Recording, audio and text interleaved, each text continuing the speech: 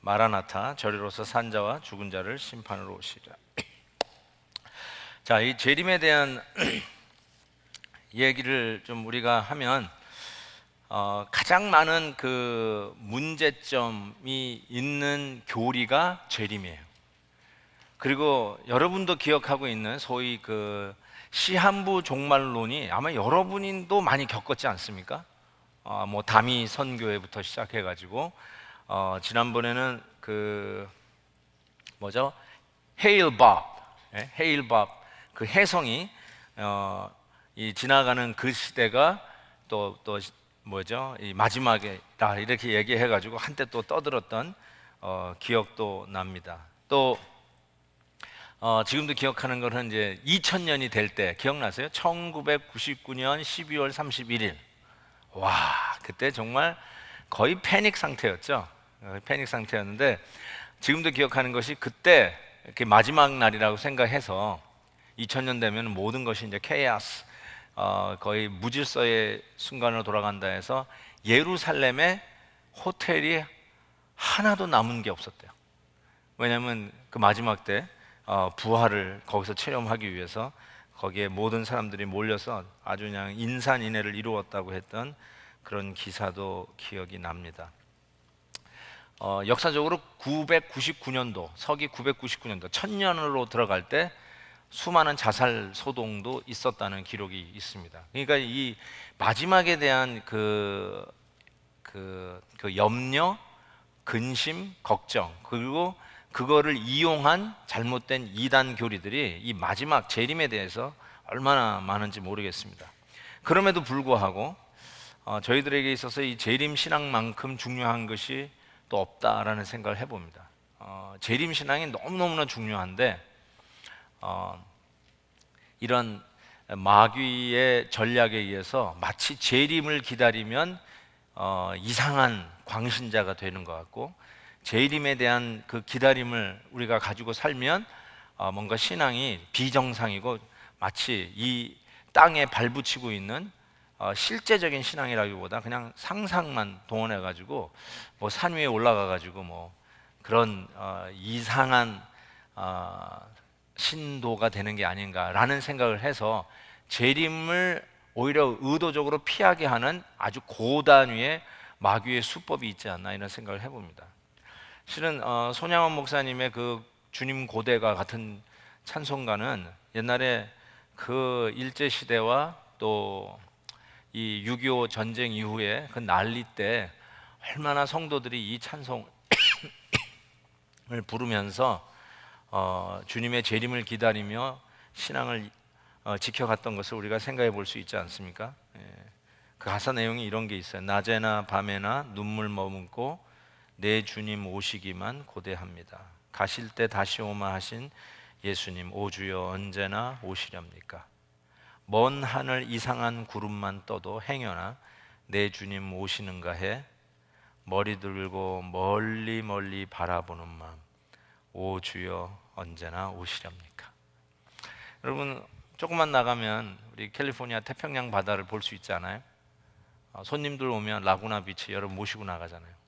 저도 이렇게 목사님들 이렇게 저희 교회 오시면은 라구나 비치도 보여드리고 그 몬타나 그 호텔 그 리조트 뒤에 있는 그 비치도 보여드려요. 지난번에 제 위임식 때 오셨던 제 은사 목사님 그때 수술 받고 처음으로 이제 저희 교회 오셨었잖아요. 저 축하해 주신다고. 그리고 거기 모시고 나갔더니 와, 막 세상에 이렇게 좋은 데가 있냐고 하면서 너는 무슨 복을 받아서 여기서 사냐고 그러면서 우린 늘 보니까 그게 잘 몰랐는데 야 여러분 제 은사 목사님이 정말 좋아하셨던 그게 기억이 납니다. 근데 여러분 특별히 멋있는 게 선셋이잖아요. 동부는 선라이징이 멋있어요. 근데 서부는 역시 선셋이 멋있어요. 근데 선셋 보면서 와 멋있다 하지만 우리 손양원 목사님처럼 석양에 물드는 그 태양을 보면서도 너무너무 멋있으니까 혹시 주님이 오시는 날이 아닌가 하면서 주님을 고대했던, 주님을 기다렸던 이 손양원 목사님의 마음 한 번쯤이라도 생각해 보셨는지. 정말 우리는 정말 주님을 기다리며 사는 자들인가? 아니면 주님 아직 아예 not yet 오시지 않았으면 좋겠는가? 이런 생각도 해보면서 우리가 사도신경을 고백할 때마다 저리로서 산자와 죽은 자를 심판하러 오시리라, 재림에 대한 신앙 고백을 하면서 예배에 들어간다는 사실을 잊지 않으셨으면 좋겠습니다. 그래서 우리는 정말로 재림을 믿는 자들입니다.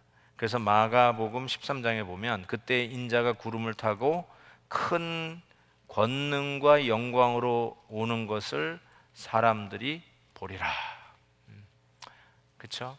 예수님 구름 타고 오시는 거 볼 겁니다. 그러니까 어떤 분들은 뭐 예수님이 무슨 손오공이냐 뭐 이런 얘기를 하는데, 문자적이지만 여러분, 구름 탄다고 이게 손오공 구름 타고 오듯이 온다는 뜻이 아니라요, 무슨 양탄자 타고 다니듯이 예수님이 오신다는 게 아니라요. 이 성경 쓰실 때 뭐 비행기를 알았겠어요? 뭐 공중에 나르는 어떤 물체를 알았겠습니까? 그렇죠? 그러니까 어떤 영광 중에, 영광하면은 구름이잖아요. 영광이 구름 속, 불 속, 항상 하나님의 영광을 나타내는 상징이 불과 구름 아니었습니까? 그러니까 그 영광 중에 우리 주님이 오신다는 그런 차원에서 자꾸 이렇게 손오공 생각하지 말라고 제가 말씀드리는 거예요. 뭐 양탄자 타고 예수님이 오시는, 이런 식으로 자꾸 만화화하지 마시고 영광 중에 주님이 오신다는 거, 그리고 모든 사람이 보게끔 오신다는 것을 기억하십시오. 똑똑한 사람이 이런 얘기하죠. 예수님이 이쪽에서 오면은 지구 반대편에 있는 사람 못 본다고 그래요. 하여튼 되게 똑똑하세요. 그런 분들 보면 이 지구 이쪽에서 못 보니까 어떻게 오실까? 어떻게 오실 것 같아요, 여러분? 다 보게끔 오세요. Don't worry about it. 진짜 don't worry about it. 다 보게끔 우리 주님 오시리라고 저는 믿습니다. 베드로후서 1장 16절 보시면 우리 주 예수 그리스도의 능력과 강림하심을, 재림이죠, 강림하심을 너희에게 알게 한 것이 교묘히 만든 이야기를 따른 것이 아니요 우리는 그의 크신 위엄을 친히 본 자라. 그냥 교묘히 만든 인간의 그런 속임수가 아니라는 거죠. 분명하게 오신다는 It's a fact라고 얘기하시죠. 그리고 그 주님의 재림은 베드로후서 3장에 보면 도둑같이 오신다 이런 표현을 썼어요. 도둑같이 오신다. 그렇죠? 또 뒷부분에 보면 하나님의 날, 주님의 재림하는 날을 또 The Day of God, 하나님의 날이라고 얘기했어요. 하나님의 날이 임하기를 바라고 그 다음에 간절히 사모하라 이렇게 얘기했어요. 그 날을 간절히 사모하라. 그래서 초대교회 성도들은 어떻게 인사했다고요? 초대교회 성도님들은 서로 어떻게 인사했어요? 우리는 샬롬 이 정도는 아실 테고, 안녕하세요 이렇게 하고 goodbye, see you tomorrow 뭐를 말했지만 어떻게 했다고요? 초대교회 성도는 마라나타 주 예수여 어서 오시옵소서. 주님을 기다리며 살았어요. 주님을 기다렸어요.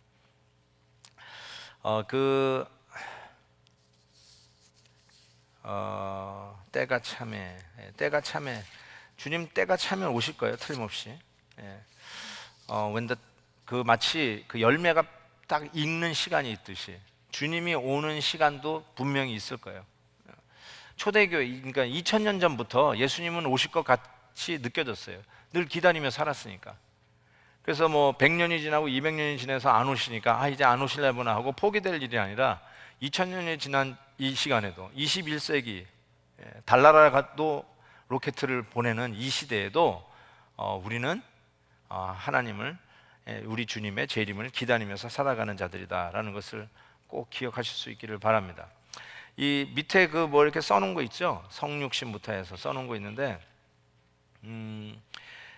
예수님이 우리에게 구원의 파노라마를 쓰시기 위해서 오셔서 하신 아주 중요한 구속사적 사건들을 적어놓은 것입니다.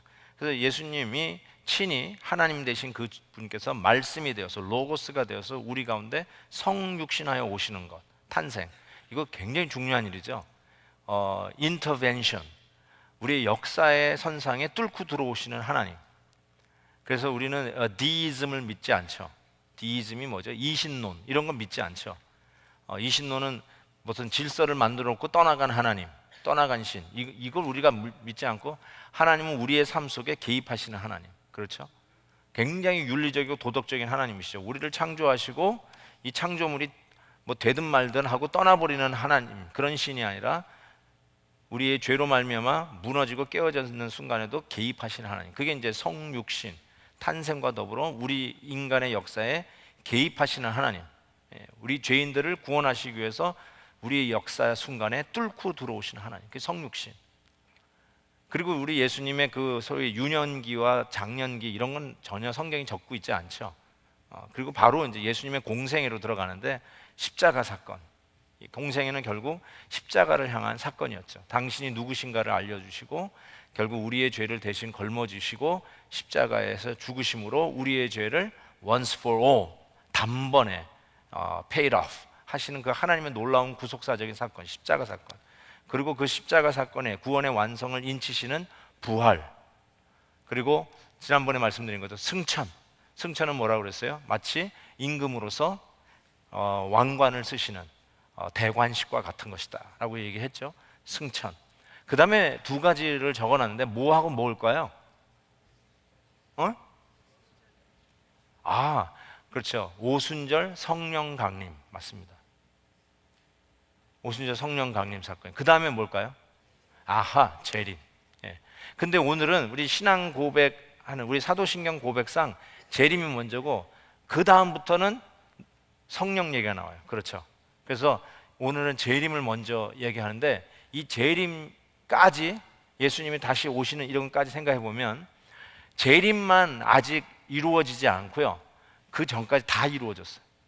그렇죠. 성육신부터 성령 강림까지 다 이루어졌고 우리는 재림만 남았어요. 지금 예수님의 다시 오심만 남았다는 사실이에요. 그러니까 우리 성도들에게 있어서 남은 게 있다면 예수님의 재림이에요. That's all. 더 이상 남은 게 없어요. 예수님의 재림이 이루어지면 That's it. 끝. 대단원의 막을 내리시고 알파와 오메가 되신 하나님께서 드디어 오메가로 오시는 그 시간이 재림의 시간이라고 할 수 있을 것입니다. 그래서 굉장히 중요한 신앙 고백입니다. 저리로서 산 자와 죽은 자를 심판하러 오시리라, 재림하시리라. 아주 중요한 말입니다. 그래서 언제 예수님이 오실까? 이거는 항상 초미의 관심이고 지금도 많은 사람들이 관심을 갖고 있어요. 그리고 이것 때문에 경건한 목회자들이나 신학자들이 잘못 가는 경우도 많이 발견하게 됩니다. 참 그래서 이 마지막 이 재림에 대한 신학이 제대로 정립되는 게 굉장히 이 시대를 건강한 신앙인으로 살아가는데 아주 중요하다는 사실을 먼저 말씀을 드립니다. 그래서 이 마지막 때의 징조를 우리 주님도 이미 보여주셨습니다. 그래서 마태복음 24장에 보시면 쭉 그 마지막 징조에 대해서 그냥 여러분 뭐 제가 다 읽을 시간이 없었는데 3절부터 44절까지 시간만 되시면 쭉 읽으실 수 있기를 바랍니다. 거기 보시면 예수님께서 감난산 위에 앉으셨을 때 제자들도 궁금해서 어느 때 이런 일이 있겠냐고 여쭤봤어요. 또 주의 임하심과 세상 끝에 주님이 마지막 재림하는 순간에 어떤 징조가 있겠습니까? 사인이 있나요? 좀 그래서 사인을 좀 미리 좀 보면 어떨까 하는 그런 의혹심을 가지고 여쭤봤을 때 예수님께서 이렇게 얘기했어요. 너희가 사람의 미혹을 받지 않도록 주의하라. 그 사인을 얘기하기 전에 예수님이 먼저 유혹받지 마라. 그러니까 마지막 때 이 재림에 대한 이 사건을 가지고 많은 성도들이 미혹을 받을 수 있다는 것을 미리 말씀하셨다는 사실을 기억하셔야 돼요. 그러니까 오늘 특별히 이 수요 말씀 여행에 오신 우리 성도님들은 이 재림에 대해서는 정말로 다시는 유혹받지 말아야지 하는 결단을 가지고 얼럴트 바짝 깨셔가지고 좀 잘 들으셨으면 좋겠습니다. 왜냐하면 마지막 때에 이걸 가지고 사탄이 우리를 항상 유혹하기 때문에 그렇습니다. 그래서 예수님께서 이야기하시면서 너희도 준비하고 있으라 생각하지 않은 때에 인자가 오리라. 징조가 있어. 뭐 예를 들어서 뭐 땅끝까지 복음이 증거되어지는 것, 이런 것들, 뭐 처처의 기근, 난리, 소문이 들리는 것, 뭐 여러 가지 지금 마태복음 24장에 보면 계속 설명이 나와 있잖아요. 근데 그 얘기를 다 하신 후에, 그러니까 보세요. 징조가 보인다는 말은 이제 내일이면 오시겠구나 하는 그런 징조가 아니라, 보세요. 생각하지 않을 때 인자가 오래요. 생각하지 않을 때. 여러분, 예수님 내일 오실 것 같아요? 안 오실 것 같아요? 안 오실 것 같잖아요. 그렇죠? 누가 여기 내일 예수님 오실 거라고 믿는 사람이 어디 있어요? 안 오실 거라고 생각하잖아요. 근데 내일 오신단 말이에요. 그렇게 오신다고요. 근데 예수님이 내일 오시는데 거기에 항의할 사람이 있어요? 예수님, 아직도 땅끝까지 복음이 증거 안 됐습니다. 그렇게 따질 분 있어요? 성경에 보니까 복음이 땅끝까지 증거된 후에야 그때야 오시라고 하셨는데, 주님이 만약에 오신다면 아직 안 됐는데 저 기니비사고 아직도 복음은 안 되는데요, 그렇게 항의할 사람이 있어요? 항의할 사람 없어요. No. 항의할 사람 없어요. 1000년 전에 예수님이 재림하셨다면 항의할 사람이 있을까요? No. 예루살렘이 멸망한 AD 70년 후에 71년에 오셨다면 항의할 사람이 no, 없어요. 사도 바울에게 있어서 땅끝은 어디였어요? 스페인이었어요. 스페인. 땅끝까지로 복음 증인해야 되는 스페인. 서바나까지 가기 위해서. 그러니까 우리가 저 징조가 이렇게 쭉 나타나요. 뭐 지금 이 북한이 핵을 쏘면 3차 대전이 일어나지 않을까? 3차 대전 나면은 아마 틀림없이 이게 소위 그 아마겟돈 전쟁이 되지 않을까? 뭐 지금 참 희한하죠. 여러분, 암만 생각해도 한반도 이 조그마한 땅 주위에 중국, 소련, 일본, 미국, 세계 최강의 나라들이 다 둘러싸가지고 여기에 지금 집중하고 있잖아요. 그래가지고 갑자기 그냥 그 위에 있는 아저씨가 삥 돌아가지고 그냥 쏴버리면 이거 어떻게 될지 모르는 거예요, 진짜. 종말의 징조가 아무리 있어도 이제 내일 오시고 있다 이런 게 아니라 오실 때는 항상 도적같이 오신다. 그러니까 성도들에게도 도적같이 오세요. 준비를 하느냐 안 하느냐의 차이지, 준비했어도 도적같이 오세요. 깜짝이야, 이제 오셨네, 이렇게 나오지, 착 주님 오실 때 내가 맞췄다, 올 줄 알았어 내가, 이런 사람 하나도 없을 거라는 거예요. 저게 그 뜻이에요. 생각하지 않을 때 인자가 오리라. 그래서 항상 그런 얘기 해요. 이제 신학교 때 우리 교수님들이, 목사들에게는 예수님이 언제 재림하시냐면 월요일 날 오신대. 목사들이 월요일 날 쉬거든요. 주로 쉬잖아요. 근데 성도들에게는 예수님이 언제 오시냐? 금요일 밤에 오신대. 불금에, 불타는 금요일 날 예수님 재림하신다는 거예요. 참 뭐 어떻게 얘기해야 될지 그러니까 가장 unlikely, 이날은 안 오실 것 같아 하는 날, 그때 깜짝스럽게 오신다라는 말씀을 하고 계신다는 거예요. 여러분 꼭 기억하시기 바랍니다. 근데 한 가지 이제 얘기할 수 있는 것이 이제 적그리스도. 왜냐하면 미혹받는 것이 항상 이 적그리스도. 뭐 제가 이제 요한계시록 책이 곧 나와요, 진짜. 와, 곧 나와요, 곧 나와. 살 거예요, 안 살 거예요? 곧 나옵니다. 그래서 실은 다시 한번 계시록을 여러분이 읽을 기회가 있으면 참 좋겠다는 생각이 드는데, 이 적그리스도의 얘기가 나오는데, 이 적그리스도가 제가 계시록 강해를 할 때 이미 너무 오래돼가지고 여러분 많이 까먹으셨을 것 같은데, 이제 사도 바울이 이제 데살로니가 전서에서 이 마지막 대한 이야기를 하면서 적그리스도의 출현을 얘기합니다. 그러니까 이제 데살로니가 전서는 서신서 아니에요. 계시록은 묵시록이니까 수많은 상징과 그 다음에 이런 그 은유가 쓰여 있기 때문에 해석을 해야 되고, 문자적인 어떤 신문 기사를 쓰는 어떤 팩트가 아니라는 거죠. 근데 이제 서신을 쓰니까 이제 팩트로 생각하고 그걸 그냥 문자적으로 이렇게 받는, 해석하는 그런 경향들이 좀 많이 있어요. 그래서 이제 데살로니가 전서 이제 보시면 아시겠지만 그 적그리스도의 출현을, 이 사람이 누구냐, 이 사람을 아이덴티파이 하는데 굉장히 많은 성도들이 미혹이 됐어요. 한번 읽어볼까요? 데살로니가 후서, 죄송합니다, 전서라고, 데살로니가 후서 2장에 보면 누가 어떻게 하여도 너희가 미혹되지 말라. 보세요, 또 얘기하고 있죠. 먼저 배교하는 일이 있어 저 불법의 사람 곧 멸망의 아들이 나타나기 전에는, 이게 적그리스도예요. 그날에 이르지 아니하리니, 마지막 날이 이르지 아니하리니 그는 대적하는 자라 신이라고 불리는 모든 것과 숭배함을 받는 것에 대항하여 그 위에 자기를 높이고 하나님의 성전에 앉아 자기를 뭐라고? 하나님이라고 내세우느니라. 내가 너희와 함께 있을 때에 이 일을 너희에게 말한 것을 기억하지 못하느냐?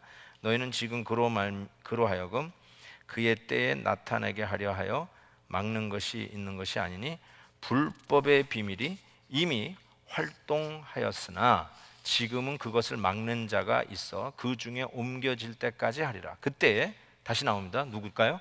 불법한 자가 나타나리니 주 예수께서 그 입의 기운으로 그를 죽이시고 강림하여 나타나심으로 패하시리라. 이렇게 얘기했어요. 적그리스도 얘기하고 있는 거예요 지금. 자, 요한 1서까지 읽고 제가 좀 더 말씀드릴게요. 요한 1서 2장에 보면 아이들아 지금은 마지막 때라. 적그리스도가 오리라는 말을 너희가 들은 것과 같이 지금도, 잘 보세요, 이 요한 사도가 뭐라고 얘기하나? 지금도 많은 적그리스도가 일어났으니 그러므로 우리가 마지막 때인 줄 아노라. 요한 사도는 한 AD 90여 년경에 죽었습니다. 그 반모섬에 유배를 갔던 이 사도 요한은 가장 장수한 예수님의 제자였고 예수님의 어머니 마리아를 돌봤던 제자이기도 합니다. 그러니까 지금 한 1세기, 1세기라고 그래야 되죠. 1세기 때 이 요한 사도가 뭐라고 얘기하냐면 지금도 이 1세기에도 많은 적그리스도가 나타났으니 이 1세기가 우리가 마지막 때인 줄 아노라. 지금이 마지막 때라. 이렇게 얘기를 하고 있죠. 여러분 제가 한번 이런 말씀을 드렸던 거 있어요. 적그리스도가 누굴까 할 때 지금 우리가 이제 앞으로 종교 개혁 얘기할 텐데 종교 개혁가들에게 있어서의 적그리스도는 누구였을까요? 네? 그렇죠. 교황이었죠. 교황이 바로 적그리스도였습니다. 그래서 웨스트민스터 신앙 고백 초판, 오리지널 초판에 보면 적그리스도는 교황이라고 써 있다고 그래요. 그러니까 이 적그리스도는 제가 요한계시록 강의할 때 얘기할 때 이렇게 딱 아이덴티파이 하는 그 사람이나 그 것은 아니에요. 지난 2000년 동안 적그리스도는 계속 인앤아웃 하면서 계속 merge out 했어요. 계속 나타났다가 사라지고 나타났다가 사라지고. 그래서 소련과 미국이 냉전 시대 때 그때는 소련이 666이었어요. 또 동구라파에서는 미국이 또 666이었다는 거 이야기하시죠. 또 이게 이제 민주주의 국가라도 자본주의 국가로 온 세계를 다 걸머쥐고 하나님과 같은 위치, 아까 얘기한 대로 데살로니가 후서에 나온 것처럼 하나님의 위치에 모든 사람의 어떤 숭배와 거의 그 찬양을 받는 그 위치에 있는 사람들, 뭐 미국 대통령 같은 존 F 케네디 같은 대통령들, 로널드 레이건 같은, 로널드 윌슨 레이건 같은 사람, 이런 사람들 666라고 이야기한 것도 얼마나 많이 있습니까? 나중에는 이제 우리가 지금 많이 이제 혼란하는 것이 이제 바코드 다시 또 나오네요. 혹은 베리칩 이런 얘기가 나오면서 이것이 이제 요한계시록에서 나오는 짐승의 표가 아니냐 이야기를 많이 합니다. 근데 여러분이 많이 들었어도 항상 헷갈려 하시는 부분이 이런 부분이 아닐까 싶어요. 왜냐하면 제가 일단 조금 어려운 말을 할게요. 많은 한국교회 성도님들이 이 종말론에 대해서는 여러분이 알든 모르든 간에 세대주의 종말론에 많이 영향을 받았어요. 세대주의 종말론에 많이 영향을 받았습니다. 그럼 여러분이 세대주의가 뭐냐? 잘 모르셔도 돼요. 괜찮아요. 그냥 말 그대로 세대, dispensationalism 하는데 그러니까 우리 인류의 역사를 7세대로 잘랐어요. 7세대로 딱딱 잘라버린 거죠. 그래가지고 이제 이렇게 세대주의, 세대로 나누었다 해서 세대주의 이런 표현을 쓰는데 이 세대주의 제가 왜 이 말씀을 드리냐면 그 종말론에 대한 영화 휴거를 보신 분 계세요? 휴거? 랩처. 종말로 되는 영화를 한번 보시면서 휴거를 보신 분들은 그 휴거가 정확하게 세대주의의 종말론을 반영한 영화예요. 뭐 세대주의가 뭐냐? 그냥 여러분 휴거에서 본 게 세대주의가 가르치는 종말론이라고 생각하시면 괜찮을 거예요. 그런데 제가 계시록 강의할 때 계시록 20장에서 천년 왕국에 대한 말씀을 전하면서 천년 왕국은 소위 이제 세 가지의 비유가 있어요. 후천년설, 전천년설, 무천년설. 그래서 여기 천년 왕국 얘기가 계시록 20장에 나오는 걸 가지고 이 기독교계에 건전한 해석 방법이 있는데, 그 중에 후천년, 전천년, 무천년 이렇게 세 가지가 있어요. 근데 이제 후천년은 솔직히 많은 설득력이 떨어졌어요. 그래서 후천년은 빼고 지금 이제 쌍두마차 같이 천년 왕국을 이해하는 두 가지 굵직한 방법은 전천년설과 무천년설. 예, 그래서 제가 이제 그걸 하나하나 다 설명을 드리기가 힘들어서 그냥 여러분의 담임 목사님이 믿는 설은 무천년설입니다 하고 그냥 무천년설 입각해서 제가 강해를 했어요. 그래서 여러분이 이제 나중에 책을 읽으시거나 제 설교를 혹시 다시 들으실 수 있으면 이게 무천년설에 입각해서 목사님이 말씀을 해석하셨구나 이렇게 생각하시면 돼요.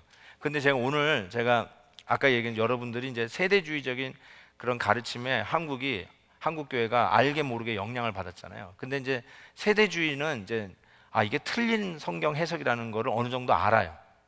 그럼에도 불구하고 아까 얘기한 전천년설이 아주 그 세대주의 종말론하고 좀 흡사한 데가 있어요. 그래서 우리가 이게 자꾸 이제 혼돈이 되는 것 중에 하나가 그거라고 할 수 있는데, 전천년설로 종말론을 이해해도 전혀 문제가 없어요. 그리고 제 생각에는 어쩌면 이 전천년설이 한국교회 머저리티 대부분이 더 이 부분을 그렇게 이해를 하는 분들, 목사님들 혹은 신학자들이 많다고 저는 생각이 들고요. 자, 그러면 여러분 이게 뭘 것 같습니까? 뭔데 이렇게, 그러니까 이게 이단이 얘기하는 게 아니에요.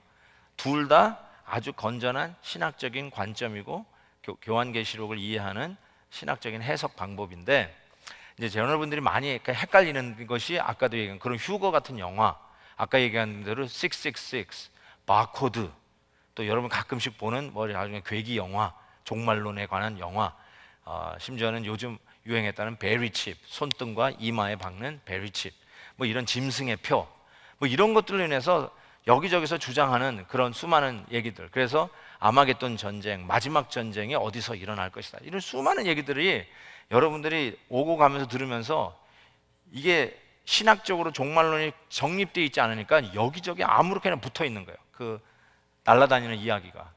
그래가지고 그냥 아무런 근거도 없이 놀래고 아무런 근거도 없이 공포심에 질리고 종말론에 대해서 이거 나 그런 거 듣기도 싫어 뭐 이러면서 마치 그래서 요한계시록을 우리가 볼 때 좀 이렇게 거리감이 느낀다거나 무서워, 나 이거 접근하기 싫어 해서 아예 읽지를 않다거나 이런 경우도 상당히 많다는 것이죠. 그래서 한번 제가 시도해 볼게요. 하다가 만약에 안 되면 딴 때 해보고요. 종말론이 여러분이 생각하실 때 종말할 때 종말은 이렇게 생각하시면 돼요. 아까 요한 사도가 1세기 때 얘기했잖아요. 지금도 수많은 적그리스도들이 나타났으니 지금이 마지막 때라. 그러니까 1세기부터 지금 우리가 2000년이 지난 지금 이 시간은 우리가 마지막의 말세지말 이렇게 얘기하는 마지막 시대에 다 들어간다고 보는 겁니다. 이 마지막 때라는 것은 예수님 재림하기 직전 10년, 이게 마지막이 아니고요. 예수님의 초림에서부터, 여기 초림이라고 하면 예수님의 초림에서 다시 오시는 재림, 언제 오실지 모르지만 다시 오시는 재림의 이 기간을 성경은 마지막 때라고 이야기를 합니다. 오케이? 자, 그렇게 하는데 성경에 보니까 천년 왕국이 있어요. 천년 왕국이 있는데 제가 그 계시록을 얘기하면서 뭘 말씀을 드렸냐면, 앞으로 일어날 일들을 미리 보여주는 이 계시록을 보니까 세상이 점점 더 평화로워질까요? 아니면 점점 더 험악해질까요? 계시록을 보니까 어떻게 되어 있어요? 점점점 험악해져요. 그래서 제가 그 사이클 말씀드린 거 기억나세요? 일곱 나팔, 일곱 인봉, 일곱 나팔, 일곱 대접. 이것이 점점점 읽어보시면 아시면 intensify 되잖아요. 3분의 1이, 4분의 1이 죽어나갔다가 3분의 1이 죽어나갔다가 반이 죽어나가고 하면서 점점 intensify 되는 것을 보게 돼요. 그냥 그래서 만화책 보듯이 보면 와, 마지막 때는 정말 대단하구나, 점점 힘들어지는구나, 뭐 그런 얘기를 우리가 그냥 느낄 수 있는 거 아니에요? 와, 이런 거구나. 그러니까 갈수록 험악해지는 세상인 것을 보게 되는데, 마지막에 예수님이 오시면은 우리 성도들이 이미 죽은 성도들이 부활하고 살아있는 성도들, 예수님 재림할 때 살아있는 성도들은 공중으로 rapture, 거기서 이제 휴거라는 말이 나왔어요. 그 단어, 그 헬라어 단어가 rapture, 휴거한다는 거예요. 휴거. 그리고 쭉 뽑혀서 이제 우리는 올라가 가지고 공중에서 예수님을 만난다는 거예요. 그래서 공중에서 예수님을 만나고 그 다음에 이 세대주의자들의 가르침이 아주 잘못된 게 뭐냐면, 이 공중으로 우리가 휴거한 후에 그 사이에 계시록에서 얘기하는 그 험악한 환란을 겪게 되는 거예요. 그래서 여러분, 그 한 사람은 뭐 밭을 갈다가 한 사람은 데려감을 당하고 한 사람은 남는다는 이거를 휴거로 해석을 해요. 밭을 갈다가 누가 없어졌어요. 그러면 우리도 이래요. 휴거 당했나? 그래요? 그런 말 안 해요? 막 같이 밥을 먹다가 갑자기 옆에서 먹던 친구가 없어졌어요. 화장실 간 건데 안 와. 그러면 뭐라고 그래요? 이 친구 휴거 당했나? 우리도 써요, 그거 말을. 그게 엄청나게 잘못된 생각이에요. 벌써 여러분이 영향을 받았다는 거예요, 그게 휴거에 대해서. 근데 이 휴거 당하면, 이 사람은 휴거 당했으면 난 뭐예요? 정말 의롭게 산 성도들은요, 휴거 당해요. 남아있는 우리들은 뭐냐면 덜 의롭게 산 거야. 그래서 남아서 소위 7년 환란, 이런 말 들어봤어요? 7년 환란? 성경에 7년 환란이라는 말이 없어요. 근데 여러분 다 7년 환란을 믿어요. 성경 쳐보세요. 7년 환란이 어디 있나? 대환란의 말은 있어요. Great Tribulation, 그 말은 있어요. 근데 7년 대환란 이런 말 없어요. 휴거된 상소에서 7년 대환란을 우리가 통과를 하는데, 이 세대주의자들의 가르침은 이 7년 대환란 중에 하나가 뭐냐면 짐승의 표를 받으면 안 된다는 거예요. 그래서 그게 바코드였을 때는, 여러분 바코드 찍찍하는 그거 사면 안 된다는 거예요. 그 얘기 얼마나 많이 나와요. 크레딧 카드였다고 그랬어요. 크레딧 카드 쓰면 안 돼요. 그런 얘기했어요. 베리칩 박음, 그게 짐승의 표라는 거예요. 그러니까 뭐예요? 음식도 살 수 없고 매매도 할 수 없고 얼마나 어려워요. 그 트리블레이션. 근데 그 트리블레이션을 그래도 신앙을 지키고 통과하면 그 다음에 예수님이 지상재림한대요. 아까는 공중재림, 그 다음에 지상재림. 그래서 제가, 혹시 기억하시는 분은 아시겠지만, 제가 계시록 강의를 하다가 제가 이 전천년설의 가장 맹점이 뭐냐면, 예수님이 2번 재림하셔야 된다는 얘기를 말씀을 드렸던 기억이 있어요. 예수님이 2번 오셔야 돼요.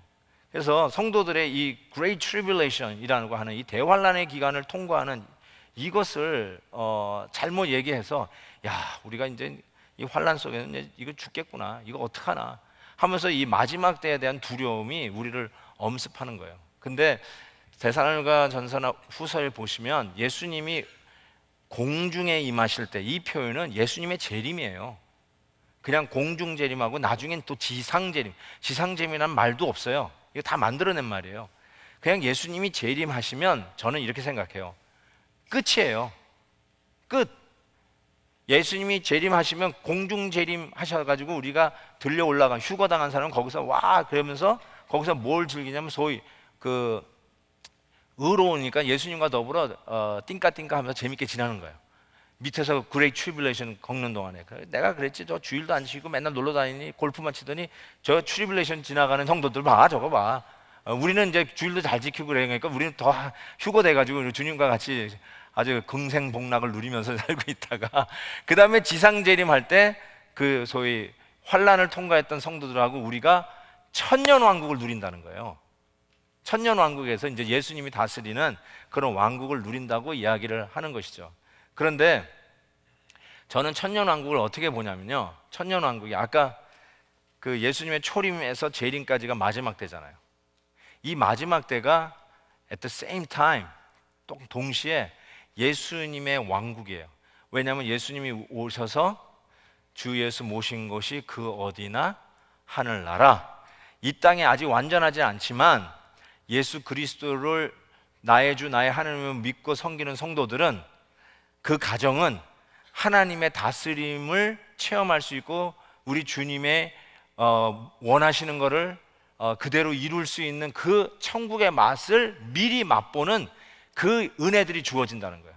그래서 그게 주님과 더불어 누리를 천년 왕국이라는 시간을 우리가 동시에 또 갖게 돼요. 그래서 지난 신앙 강좌 때 그때 온 세상 교수님이 참 그 얘기를 참 많이 하셨던 것 같아요. 그래서 뭐 D-Day, V-Day 혹은 Already and Not Yet 이런 이야기를 많이 하셨는데, 그러니까 우리가 실은 구원을 받았잖아요. 그래서 예배소서에서 보면 우리가 구원을 받을 것이다가 아니라 구원받았고 하늘에 안치운 바 된 자다. 이미 구원이 부분적이 아니라 온전히 우리가 구원을 받았기에 우리 이미 천국에 앉아 있는 자다라고 얘기를 했어요. 그 천국에 앉아 있다라고 하는 바울의 그 고백이 그냥 과장된 표현이 아니라 정확하게 계시록 20장하고 연결한다면 천년 왕국 시대에 이미 우리는 들어와 있는 자들이라는 것을 말씀하고 있는 것이죠. 천년 왕국에 들어와 있으니까 그 다음부터는 이제는 모든 죄의 유혹으로부터 다 이길 수 있느냐? 그건 아니죠. 항상 또 온전히 주님이 재림하시는 그날까지 우리가 계속해서 싸워 나가야 할 삶의 그 현장들이 우리를 기다리고 있다는 거예요. 그래서 믿음을 지키며 살아가야 하는 마지막 때가 있다는 것이죠. 근데 그게 믿음을 지켜가는 이 마지막 때가 될수록 더 심각한 믿음의 전쟁들이 우리를 기다리고 있다는 것이죠. 그래서 어쩌면 100년 전보다 오늘이 예수 믿기 더 힘들고, 우리보다 우리 다음 세대, 우리 자녀들이 예수 믿기가 더 힘든 시대가 온다는 것을 우리는 짐작할 수 있어요. 성경적이에요. 그게 성경적이에요. 그렇지 않아요? 여러분 어떻게 생각하세요? 자동차 문 잠글 필요가 없었던 시대. 옛날에는 자동차도 없었으니까 잠글 필요도 없었죠. 근데 자동차가 점점 더 좋아지면서 좋아질수록 자동차를 꼭꼭 잠가야 되고 얼람을 설치를 해야 되고 도둑으로부터 방지를 해야 되고 점점 험악해지고 있지 않습니까? 지나가는 사람도, 그것도 6.25 전쟁터에 지나가는 피난민도 집안에 들여가지고 김치만 있으면 배불리 먹여줬던 그런 인심은 온데간데 없이 사라지고. 이게 이해가 되세요? 제가 간단히 말씀드렸는데 예수님이 오시면 끝이라니까요. 예수님 오시면 끝. 그래서 성경을 바로 이해하는 것이 얼마나 오늘을 가장 성경적으로 사는 것, 즉 가장 건전하게 사는 거예요. 가장 건전하게 사는 거예요. 혹시 세상에서는 바보같이 여길지 모르지만 가장 건전하게 흔들리지 아니하게 사는 거, 이게 너무나 중요해요. 그래서